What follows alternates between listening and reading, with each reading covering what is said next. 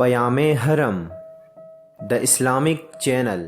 السلام علیکم، میں ہوں آپ کا دوست اسد اللہ اور آپ دیکھ رہے ہیں پیام حرم یوٹیوب چینل۔ دوستو، آج کی اس ویڈیو میں ہم جانیں گے کہ حضرت عبد المطلب نے کیا خواب دیکھا اور زمزم کا کنواں کیوں کھدوایا۔ تو سب سے پہلے یہ بات جاننے کی ہے، ایک قبیلہ بنو جرہم تھا اور ان کا اصلی وطن یمن تھا۔ اللہ تعالیٰ کی مشیت سے یمن میں قحط پڑ گیا، اس وجہ سے بنی جرہم معاش کی تلاش میں نکلے۔ اتفاق سے اثناء راہ میں اسماعیل علیہ السلام اور ان کی والدہ ماجدہ حضرت ہاجرہ سے زمزم کے قریب ملاقات ہوئی۔ بنو جرہم کو یہ جگہ پسند آئی اور اسی جگہ قیام پذیر ہو گئے، اور پھر بعد میں اسماعیل علیہ السلام کی شادی اسی قبیلہ میں ہوئی، اور حضرت اسماعیل علیہ السلام کو نبوت ملنے کے بعد عمالقہ جرہم اور اہل یمن کی طرف مبعوث ہوئے۔ 130 سال کی عمر میں آپ کا انتقال ہوا۔ حتیم میں اپنی والدہ ماجدہ کے قریب مدفون ہوئے۔ حضرت اسماعیل علیہ السلام کے وصال کے بعد حسب وصیت ان کے بیٹے کیدار خانہ کعبہ کے متولی ہوئے۔ اسی طرح بنو اسماعیل خانہ کعبہ کے متولی رہے۔ مرور زمانہ کے بعد بنو اسماعیل اور بنو جرہم میں منازعات اور مخاصمت کی نوبت آئی۔ بالآخر اس میں بنی جرہم غالب آ گئے اور مکہ میں جرہم کی حکومت قائم ہو گئی۔ چند روز کے بعد جرہم کے حکام لوگوں پر ظلم و ستم ڈھانے لگے۔ جرہم کا جب ظلم و ستم، فسق و فجور اور بیت اللہ کی بے حرمتی حد سے گزر گئی تو ہر طرف سے قبائل عرب مقابلے کے لیے کھڑے ہو گئے۔ مجبوراً قبیلہ جرہم کو مکہ سے نکلنا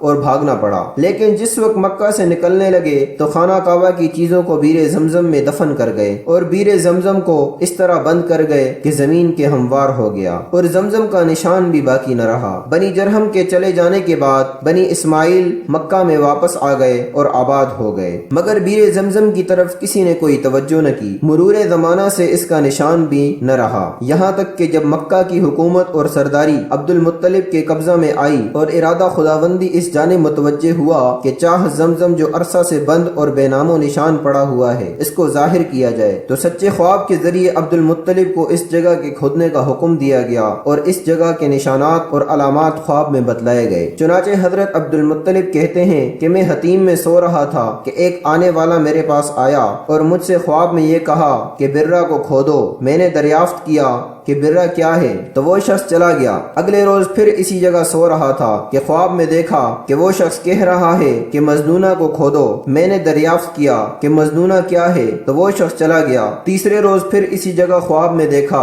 کہ وہ شخص یہ کہہ رہا تھا کہ طیبہ کو کھودو۔ میں نے کہا طیبہ کیا ہے تو وہ شخص چلا گیا۔ چوتھے روز پھر اسی جگہ یہ خواب دیکھا کہ وہ شخص کہتا ہے کہ زمزم کو کھودو۔ میں نے کہا کہ زمزم کیا ہے؟ اس نے جواب دیا، وہ پانی کا ایک کنواں ہے کہ جس کا پانی نہ کبھی ٹوٹتا ہے اور نہ کبھی کم ہوتا ہے، بے شمار حجاج کو سیراب کرتا ہے۔ اور پھر اس جگہ کے کچھ نشانات اور علامات بتلائے کہ اس جگہ کو کھودو۔ اس طرح بار بار دیکھنے اور نشانات کے بتلانے سے عبد المطلب کو یقین ہو گیا کہ یہ سچا خواب ہے۔ عبد المطلب نے قریش سے اپنا خواب ذکر کیا اور کہا، میرا ارادہ اس جگہ کو کھودنے کا ہے۔ قریش نے کھودنے کی مخالفت کی، مگر عبد المطلب نے مخالفت کی کوئی پرواہ نہ کی اور کدال اور پھاوڑا لے کر اپنے بیٹے حارث کے ساتھ اس جگہ پہنچ گئے اور نشان کے مطابق کھودنا شروع کر دیا۔ عبد المطلب کھودتے جاتے تھے اور حارث مٹی اٹھا اٹھا کر پھینکتے جاتے تھے۔ 3 روز کے بعد ایک من ظاہر ہوئی۔ عبد المطلب نے فرط مسرت سے اللہ اکبر کا نعرہ لگایا